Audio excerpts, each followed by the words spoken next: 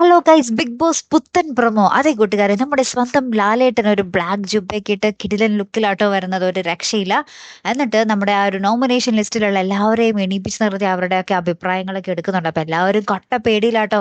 അപ്പൊ നമ്മുടെ അക്ബർ പറയുന്നുണ്ട്, ഈ ഈ ലിസ്റ്റിൽ പേര് വരുമ്പോ തന്നെ പേടിയ ലാലേട്ടാ എന്നൊക്കെ പറഞ്ഞ് ഭയങ്കര പേടിച്ചിട്ടാട്ടോ എല്ലാവരും നിൽക്കുന്നത്. ബിന്നിയുടെ മുഖമാണെങ്കിൽ ഇന്നത്തെ എപ്പിസോഡിലും ഭയങ്കര ശോകമായിരുന്നു, ഇനി വരുന്ന എപ്പിസോഡിലും ഭയങ്കര ശോകം തന്നെ. ബിന്നിക്ക് മനസ്സിലായെന്ന് തോന്നുന്നു, തന്റെ കുത്തിത്തിരിപ്പുകൾ ജനങ്ങൾക്ക് അത്ര പിടിച്ചില്ല, അതുകൊണ്ട് താൻ തന്നെയാണ് ഔട്ടാകാൻ പോകുന്നതെന്ന് നമ്മുടെ ബിന്നിക്ക് തോന്നിയെന്ന് തോന്നുന്നു. ബിന്നി എന്തായാലും ഭയങ്കര ഡള്ളായിട്ടായിരിക്കുന്നൊക്കെ.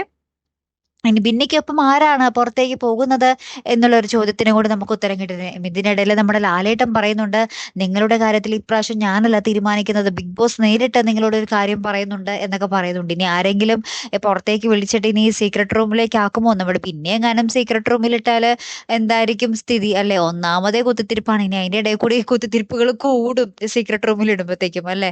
ഇനി അപ്പൊ എന്തൊക്കെയായിരിക്കും സംഭവിക്കാൻ പോകുന്നത്? ഒരു പിടിയിലാട്ടോ, കണ്ടു തന്നെ അറിയണോട്ടോ കൂട്ടുകാരെ. കാത്തിരുന്ന് തന്നെ കാണുമ്പോൾ അടുത്തൊരു വീഡിയോയുമായി വരുന്നത് വരയ്ക്കും. Here I M the Malayali signing off.